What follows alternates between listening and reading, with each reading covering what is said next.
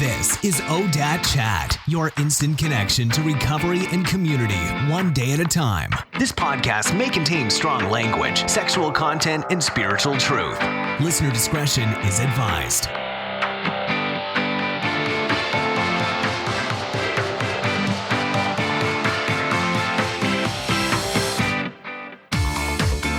Friend, welcome to another episode of the ODAT Chat podcast. I'm so happy to be hanging out with you today. In case you're new here, my name is Arlena and I'll be your host. Hey, so did you ever watch Celebrity Rehab? Well, if you did, then you'll be familiar with my guest today, Sherry Gaba. Sherry was the therapist along with Dr. Drew Pensky on seasons 2, 3, and 4. Sherry is an author of a few books. She's been on shows like CNN, Enews, CBS Inside Edition, and many more as a recovery and relationship expert. Her online program, Wake Up Recovery, is recommended by the most credible pillars in healing. Not only Dr. Drew Pensky recommended it, but Deepak Chopra and Melanie Beatie. That's pretty amazing to me. I'll leave links to her online program in the show notes, but if you want to look it up now, it's wakeuprecovery.com. But before I jump in, I am so excited to share a resource to solve a problem that so many of us in recovery suffer through, which is weight gain and emotional eating. So my husband and I are actually putting on a free webinar. It's called The 3 Secrets to Quickly Lose Stubborn Body Fat for Busy Professionals Over 40 Without Starving or Exercising. And this is even if you've never been able to lose weight before. It's a highly personalized coaching program, so we can only take 10 clients at a time. Once those spots are filled, we won't open it up again for another 3 months. So if you're ready to lose weight and stop emotional eating, visit metabolicfoodsystem.com. So Sherry is such a deeply compassionate and skillful facilitator for healing. We talked about her personal experiences with love addiction and codependency, some of the healing modalities she uses to treat trauma. We also talk about the books she's written to provide solutions to those who suffer, and a wide range of tools you can start using today. So I really connected with Sherry, and I look forward to sharing more conversations with her in the future. So with that, please enjoy this wide-ranging conversation with Sherry. Well, Sherry, thank you so much for joining me on the ODAT Chat podcast. Hi, Arlena. I love what you're doing. I loved interviewing you. I love that kind of collaborating. I think that's the beauty of recovery and everything that we do to try to change the world, make a difference. Yes, we are trying to change the world, and that's kind of what really motivated me. It's like, there were people ahead of me who were kind enough to share solutions that ease my suffering. And once I was ready to change and found and absorbed all these teachings, I was like, oh my God, I need to shout it from the rooftop. So And you're constantly learning and growing. That's the beauty. Absolutely. Taking on more knowledge. And, when the student is ready, the teacher appears. And, here we are. And here we are. And listen, I'm going to record, I was just mentioning, I'm going to record your bio on a separate recording. But listen, I am so excited to talk to you today because you have done a lot of really good work in the realm of recovery. I think you're probably most notable from the Celebrity Rehab. You work with Dr. Drew and you had a lot of exposure there. I am dying to ask you what that experience was like. Sure. Yeah. I'm more than happy to talk about it.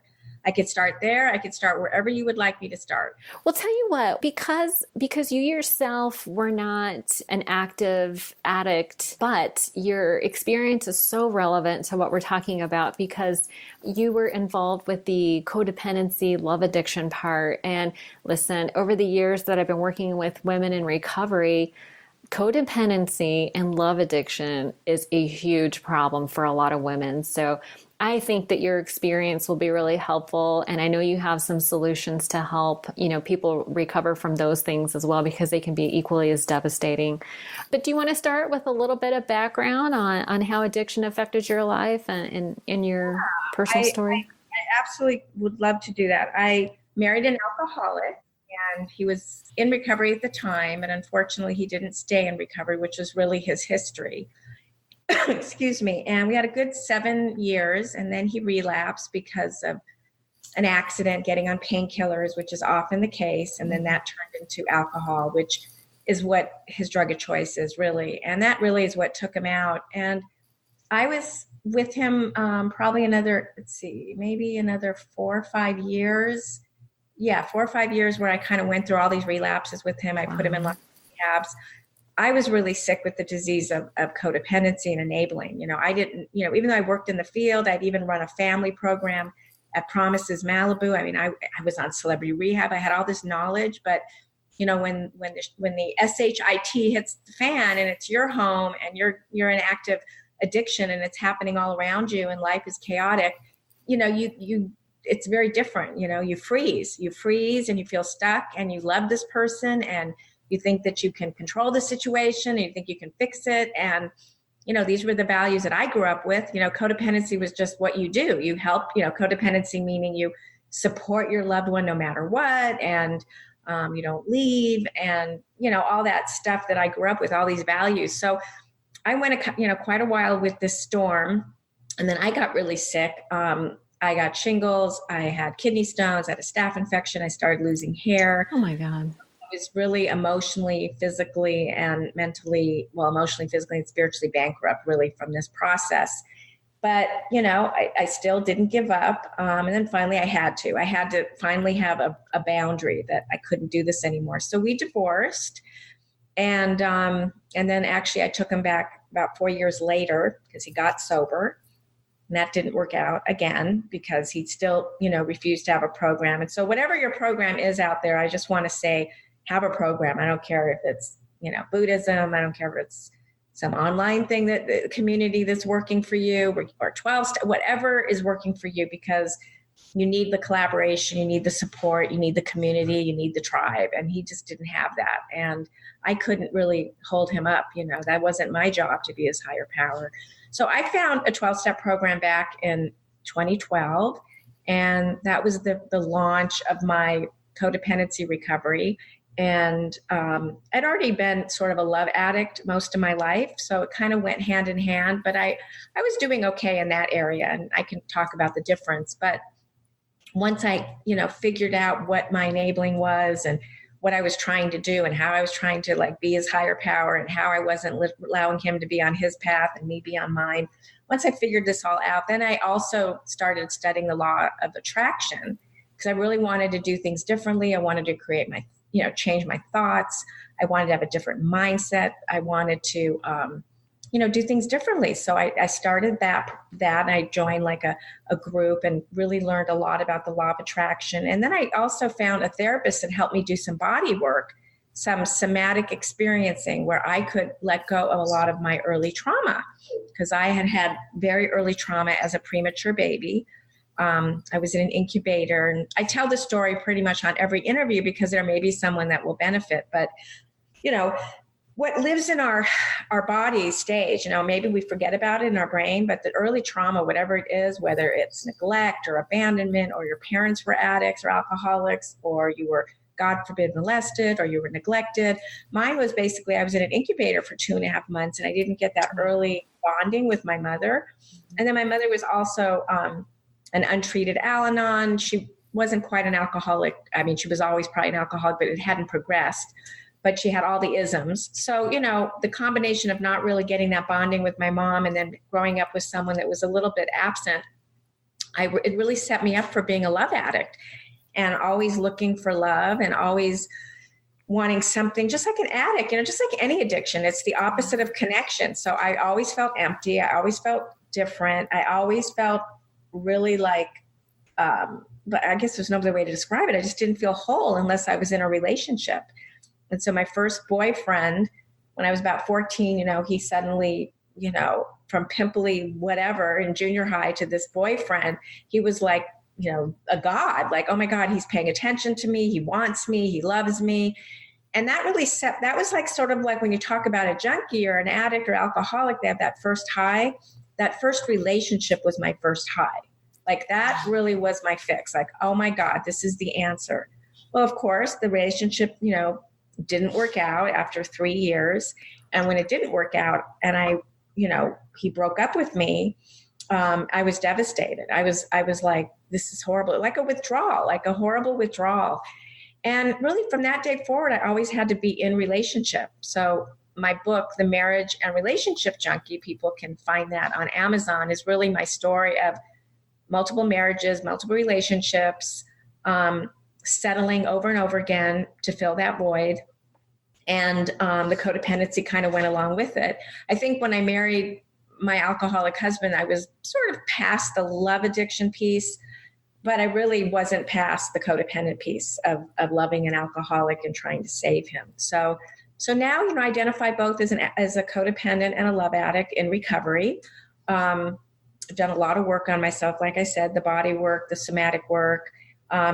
Just coincidentally, I had gotten a job at Promises Malibu, about the time I married my ex-husband.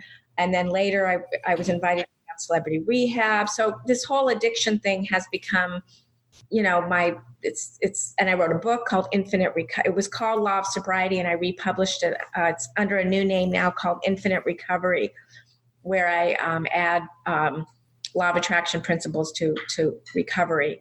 And it's just been a big piece of my life, since 2005, recovery and serving others.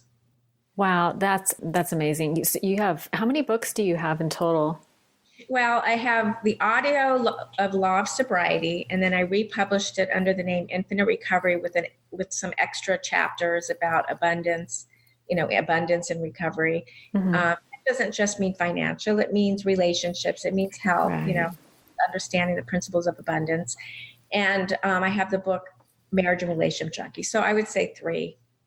That's really impressive. I know that you're a very busy person, so to have a couple of books under your belt, that's actually pretty amazing. Yeah, I have really done a lot. Once I wrote the books, I started morphing into more of an online business. I created Wake Up Recovery. I think you have the link. Yeah. Probably put it up, but that originally was a law of attraction recovery online coaching program. And now it's kind of morphed into recovery for addiction and codependency. Yeah. Really kind of hits home on both. So people, the reason I did this was when I worked in rehabs, I would show them the movie The Secret. The Secret was one of the first movies, in our generation of showing the New Thought movement, showing how what we think we create. We are the co-creators of our life with the universe. And when I showed this movie to a lot of those in recovery, they loved it. They loved it because some of them really didn't believe in a quote God. The God of understanding was kind of confusing. So when they heard that, you could partner up with the universe, you could partner up with infinite intelligence, the energy of the world around us, they loved it. And so I thought, what if I could write a book or create a program later that kind of combines this idea that, we are what we create. Mm-hmm. And people really, really took to it. That's amazing. You mentioned being in a 12-step program in 2012, ironically enough. Yeah. Oh, Which program did you participate? I still am in Al-Anon. I'm not a fit, but I have a sponsor. And, I needed that jump start. I always say, I think the 12 steps is a great landing place, kind of start there. But then some people don't want to start there, and that's okay too.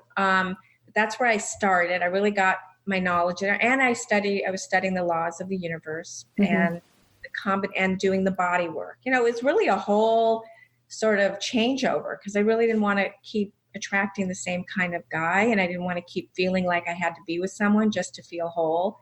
And I really was just tired. And I'm probably quite a bit older than you are, Lena. I have a granddaughter, a 3-year-old granddaughter. And I wanted to be an example of, we're whole just the way we are. Of course, everybody wants love and everybody wants to, connect, but you can connect in all kinds of ways. And so I spent a lot of time, connecting with the water. I took up outrigger canoeing. Oh, wow.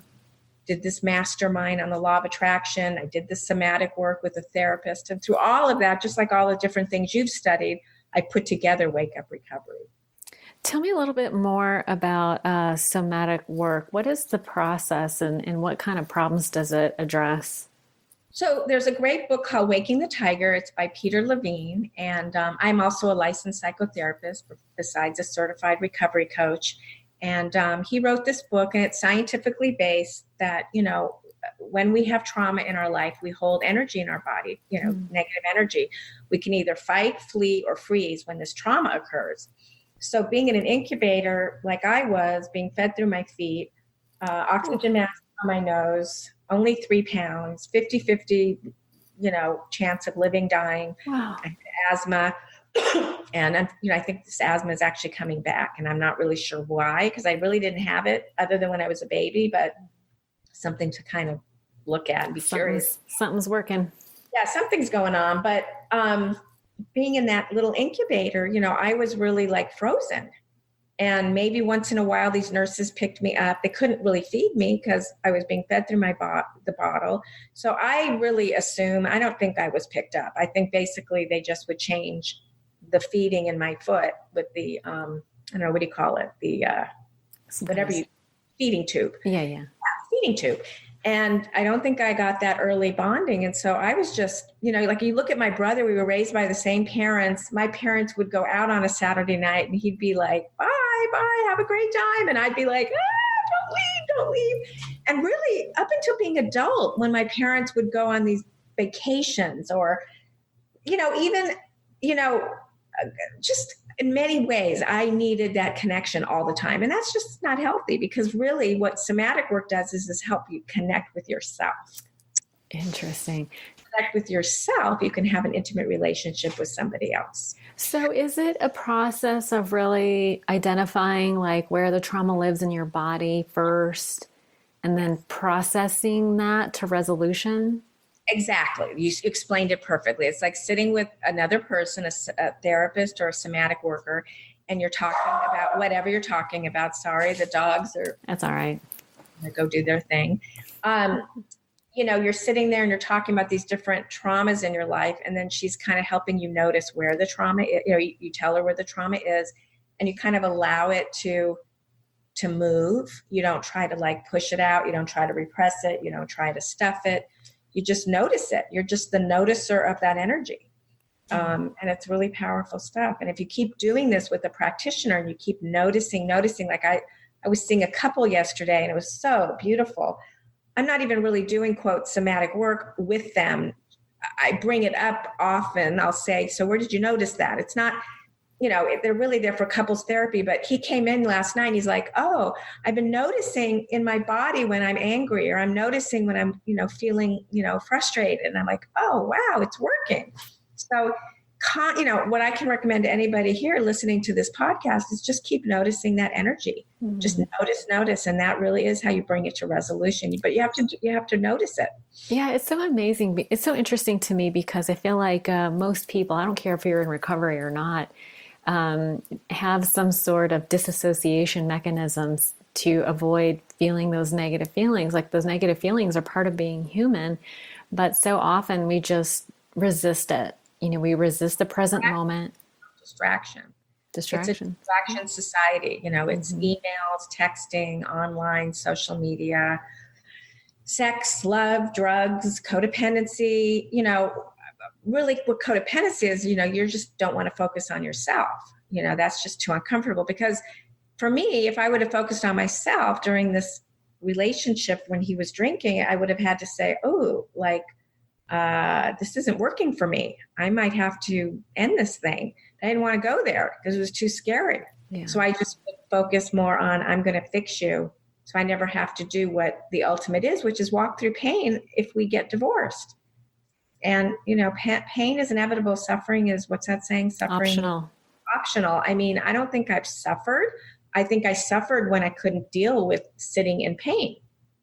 Right. Yeah. And so often it's the it's the meaning that we assign to the experience. Like, what does this mean? It's like, so like, listen, I relate to codependency and relationship and love addiction and all that stuff. And for me, it would be triggered by like an event, like maybe he didn't call or maybe he didn't text me. You know what I mean? Like didn't respond back in the way that I had hoped or fantasized or thought about. And then I assigned, well, what does this merely mean? Like, oh, maybe he loves somebody else. Maybe he's talking to that girl at work, and then my mind just goes crazy and it makes me crazy. And then when I finally do address him in real life, it's coming from this place of fear, and it has nothing to do with reality. It has nothing to do with what's actually happening, but that fear creates such dysfunction. And for me, like when I tracked it all the way back, I was looking for something outside myself to make me feel better and so my center of security was outside myself, which means that if that thing goes away, then I'm left feeling emotionally insecure and I will scramble. Yeah. Scramble to find, for me, like yourself, it was find the next relationship, or having, being impulsive. Like if someone doesn't text you or call you right away, oh, well, I got to text them. I got to call them. I mean, that's a sure sign of some kind of addiction going on, because, we have to be able to sit in that discomfort. It's okay. And actually get that comfort from ourselves, Right. Often, and my clients get like one of those therapy pillows they can put over their heart, or a weighted blanket, or some kind of stone or rock, or, I often play with I'm not on video, but I'll play with my bracelets. Mm-hmm. I have like moonstone bracelets. Sometimes I wear onyx, which is for strength or whatever. Or maybe you want something like amethyst for craving or addiction, or maybe you want quartz for love. I mean, whatever, because what you said it perfectly, what we believe is these stories. And if you can change the way you see, the stories, then you can change your whole life. But the thing that people forget is they'll read a book and then they'll go, oh, this is great. Or, they'll have a therapy session. This is great. And then they forget about it. And so it's really repetition. Mm-hmm. So Wake Up Recovery is really a repetition of like almost 20 recordings that you can keep playing to keep changing the way you see things. And, I suppose 12-step meetings do the same thing. You're going to a meeting and you're getting, or any kind of program, you're getting that information. But I always tell my clients, you have to have something in your ears all the time. You have to be in the repetition. I mean, this guy, Bob Proctor, he was one of the, who he is. So he was, he's been around forever, and he was in The Secret. And he reads this book. I think it's Think and Grow Rich, or it's something that's very law of attractionist, or I don't know what it is. I forget what book it was. I think it might be that. It could be something else. And it was like tattered. This man is like 85 years old. He's like a multi-millionaire. And till this day, he reads this tattered book every single day. That's amazing. Because he's focused on the solution. He's not focused on the problem. Oh, for sure. And by the way, Bob Proctor was an alcoholic. Oh, I didn't know that. Yeah, he hasn't taken a drink probably since he was in his 30s or 20s. Whoa. And yeah, he was his story is incredible. And I mean, when I say it's how he has created this life by the way he thinks, the way he repetitively thinks, and the actions that he takes. He also had a really rough childhood. I mean, so many things were going against this guy, but he changed his mindset. He made a decision to change the wiring of his brain. And, sure, some people may need real medication, and that's understandable. And if you have severe depression or severe anxiety, or you're bipolar, or, schizophrenic or schizoaffective, or whatever it is, sometimes you'll need to take medication. Maybe you'll need it just for a little while until you get to baseline. And, that's when you want to like talk to a licensed person or a psychiatrist. But in the meantime, you can do your part, and that is changing your thoughts. Ask for what you want, believe you're going to get it, and receive it. Yeah, no, that's beautiful. And, so much of what we learn in recovery is about seeing things differently, Perception. And perception. Yeah. Byron Katie has a beautiful process called a turnaround. Yeah, the truth. Yeah. Where she, you start to notice your thoughts and you ask yourself, is this really true?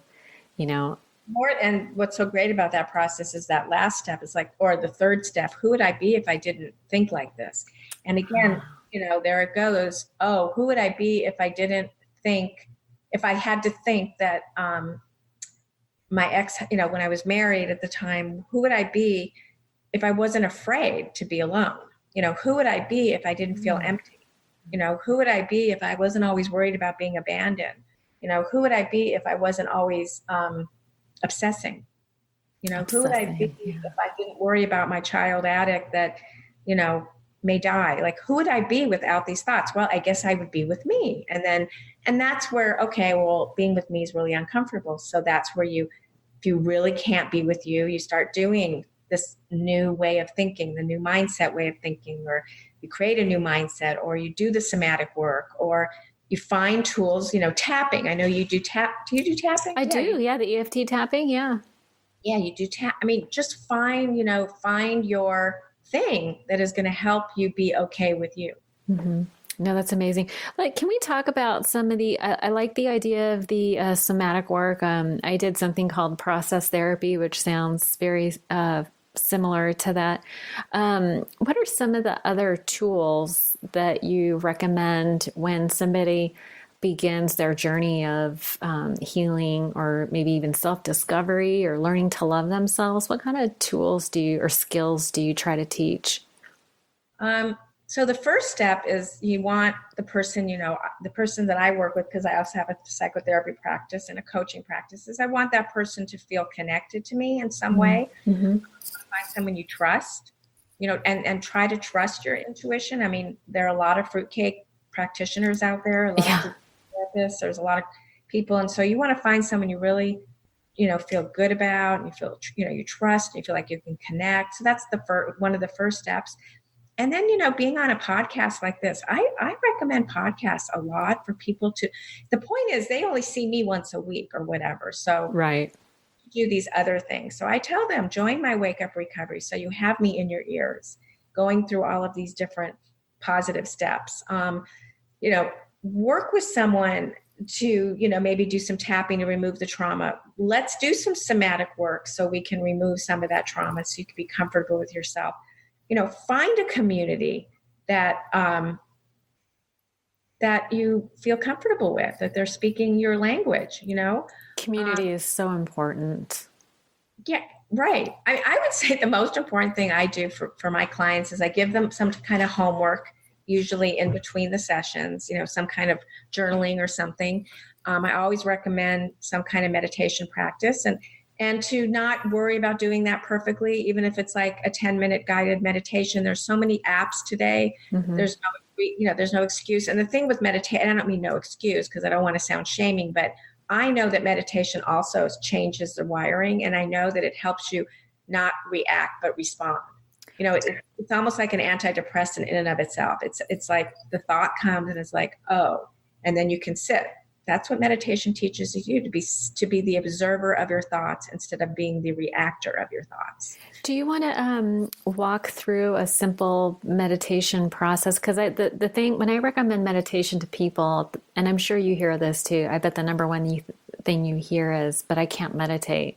I can't do that. I can't make my mind shut off. I could go upstairs and get one of my books, like my book. Actually, I have tons of meditations in my book. I probably am not going to do it off the top of my head, but if you wanted me to go get my Law of Sobriety book, I could read one of those meditations. Also in the book, every chapter has affirmations, because affirmations is another thing you can do. Write it what it is that you want in the present tense, not what you don't want, because the universe doesn't care about that. They're going to respond to what you don't want just as much as they're going to respond to what you do want. So I also have it in every chapter, affirmations. I like the idea of, sorry to interrupt you. I love the idea of present tense, because and I don't know if it was part of the law of attraction when I was studying it as well, but when we start talking about things as if they've already happened, it totally, when I did it for the first time, it felt different. Like the energy in my body felt different. It felt like it was already here. So it was almost like putting out that energy frequency, because like law of attraction, you know what I mean? Isn't that about attracting the energy that you higher vibration? Higher vibration. Vibration comes from doing the meditating and the journaling and doing the affirmations. And listen, I don't do it perfectly. I was telling you before we got on this call, I was having kind of a tough week. But then I pick myself up and then I go, okay, it's okay. Like I don't want people to think this is a Pollyanna thing where you just wake up and you're going to be happy all the time, enjoy it. I think we are allowed to acknowledge those dark days. Some of us are working really hard. Yeah.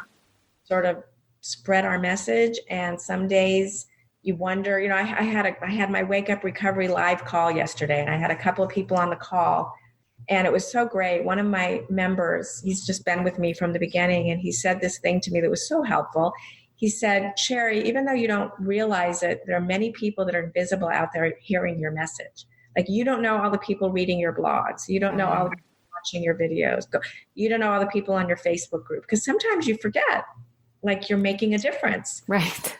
No, that was my darkness this week. I was wondering if all this hard work or the stuff that I'm trying to build in my life is making a difference.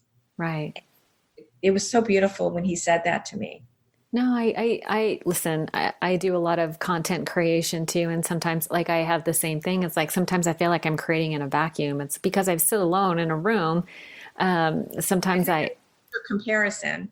Then you start comparing yourself to other people, which is also a no-no, because there'll always be someone, richer, taller, prettier, bigger, or, more money, less, we got to be where we are, and we got to stay on our path. And you're right. As a solo entrepreneur, like you just said, it can be really lonely.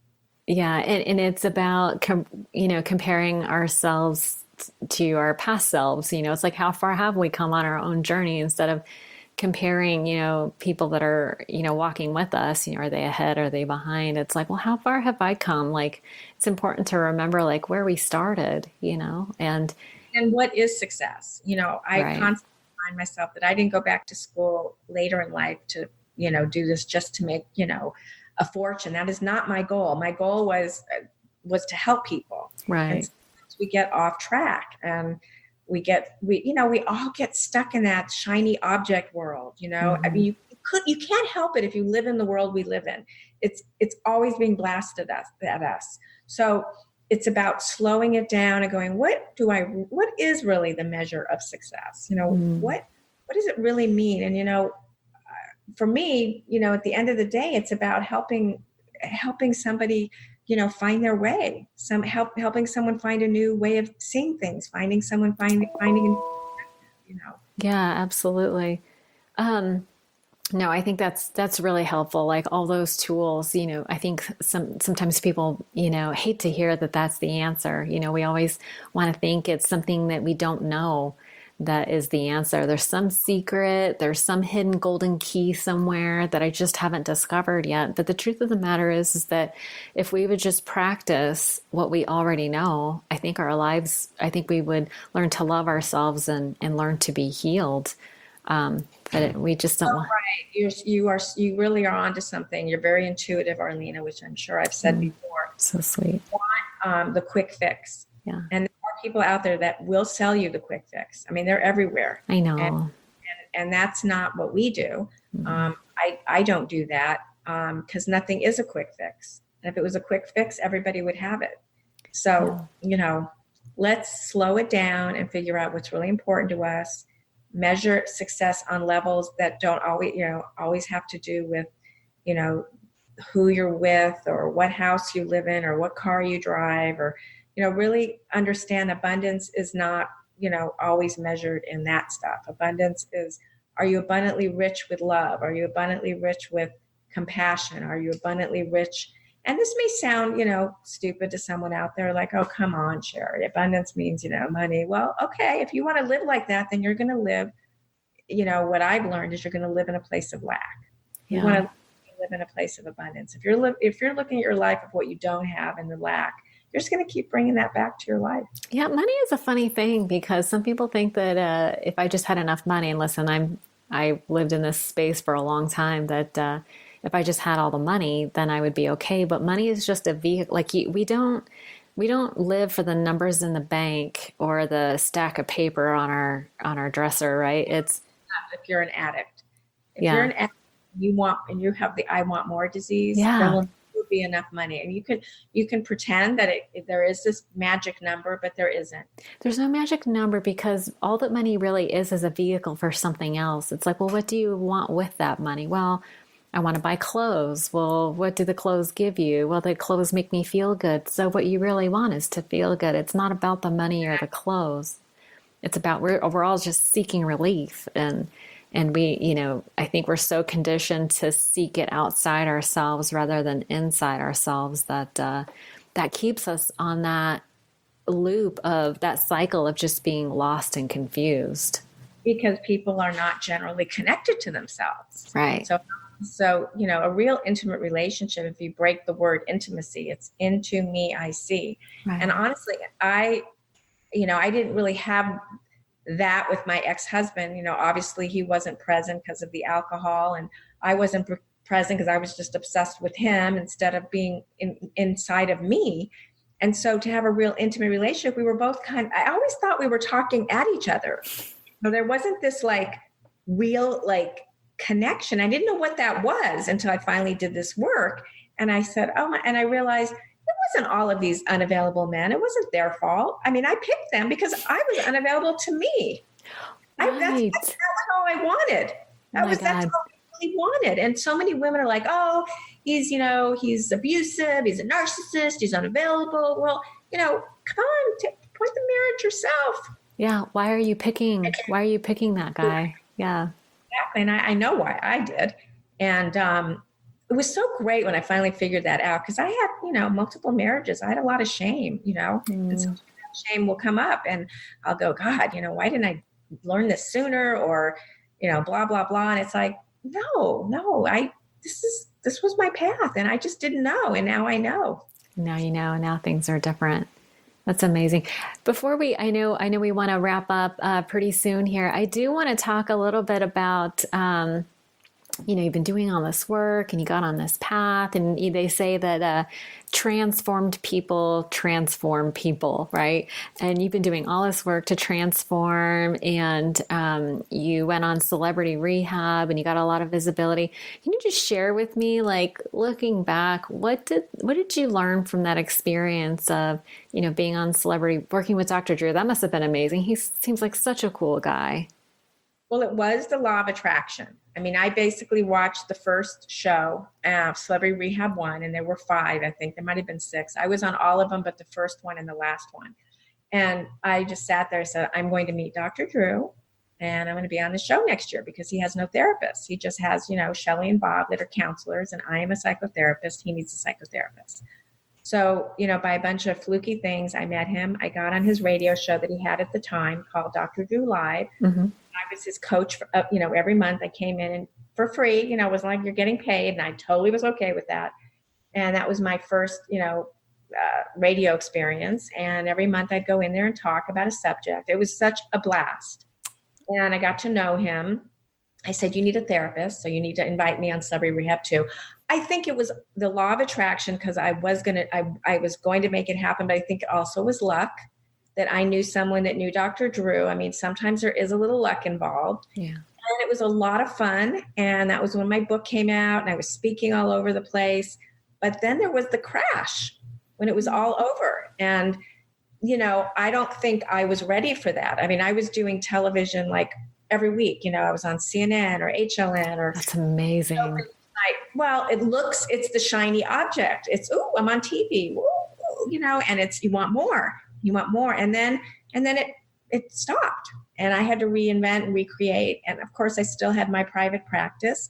So I want people to know I'm really honest. All of that looks really good, but you better be ready for when it's not so great. Or in other words, when you're not doing that, think of all the celebrities out there that become addicts and alcoholics, or, they crash and burn. It's the ups and downs. And if you're not stable and you can't handle that, it's not going to be pretty. So I went through a lot. I had a blast. It was fun, but it was just a fantasy. It wasn't really, I helped a lot of people, and I think I did a really good job, but when it was over, it was over. Yeah. I defended myself. And, I have a mantra, never give up, no matter what, never give up. If you're in a dark place, never give up. Yeah. I mean, you clearly have a tremendous amount of resiliency and just, but you really have, listen, and I think we're able to have that kind of resiliency because our heart and motives are in the right place. Like, I know that your heart is filled when you deliver a message that is received by somebody who is then led out of suffering, right? And that is the magic. I mean, I still take insurance. I'm a therapist and I still take insurance. And there are many therapists, and it's not to toot my own horn, but that don't take insurance. And I'm told all the time, don't take insurance. You could make more money. I'm like, I'm sorry. There are so many people out there that need help, and I'm going to help them, and it all evens out. So don't tell me that I shouldn't take insurance because I should be greedy and I should just want to make, whatever. I mean, I'm just being honest. And that's another reason why I created Wake Up Recovery. It's $19 a month, and they get me for, they get me free for an hour. You are not charging enough. Let me just tell you that right now. In the new year, up it up. I kind of had like this epiphany that I need to do that because, I believe that people, if they're not willing to invest a little bit more, I mean, it's sort of like, I want to make it available to the masses, but I also want it to be affordable. So I want people to get, what they need, and I don't want to be all about the money, but I also need to look at, what I'm worth. So here's the thing that might make you feel a little bit better. And I just really feel like if it's too cheap, then people don't value it and they won't take it to heart. I feel like people need to have some skin in the game. It's a psychological barrier, right? It's like if you are ready, then you will pay the money. And if you pay the money, you have some skin in the game and you value it more and you're more willing to do the work. So and you balance that with, it's not all about the money. Like you have to balance the two. Yeah. Yeah. And that's absolutely right. And it's a really tight rope. Tight rope to walk. Well, listen, your heart is in the right place. I'm so grateful for your time today. And I think you just shared so much value. I know it's just the tip of the iceberg. I definitely, encourage people to check out your resources. I'll leave links to everything so they can find you. But I just want to say thank you for the work that you're doing. I know it can be isolating, but you're doing an amazing job and you're doing something that's so important. And there are definitely people that you will reach that only you can help because you have. True, Arlena. You what you're doing is really important. I want to back at you, sister. And you're absolutely right. And just this, I want people to know, just being on this podcast and listening to us today, you are at a higher frequency. You're at a higher vibration. So you're already, creating your life by just doing things like listening to Arlena's podcast. That's really important for people to understand. This is a great start and a great step, and to keep doing it. Yeah, keep listening to positive messages from people who love you. Yes. And that, and if you're wise enough, you'll know the ones that, really have your back. Absolutely. Yeah. Well, listen, I know you have the back of all your members, and I'm grateful that you make yourself available, that people could actually connect with you. So I will leave links to all of your resources on the website at odatchat.com. And we've mentioned a few throughout the discussion. But Sherry, I just want to say thanks again for taking the time out of your busy day to talk with me. And I just wish you all the best on all your endeavors and projects. My pleasure, Sherry. You have a great day. Thank you.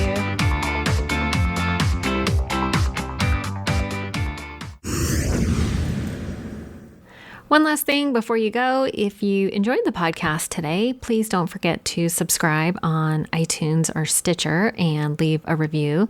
And if you'd like to make a donation to the podcast and help me keep the lights on, you can do so by visiting odatchat.com. There's a donation button or membership button on the right-hand side. Have a great day. Thank you so much for joining us.